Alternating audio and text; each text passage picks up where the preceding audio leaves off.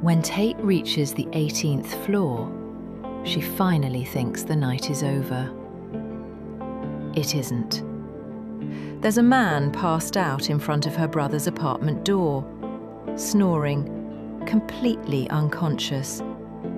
And of course, it's the exact apartment she needs to get into. Fear moment, loss of control.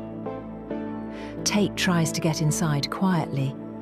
She doesn't want trouble, she just wants sleep. But as the door opens, the man grabs her ankle.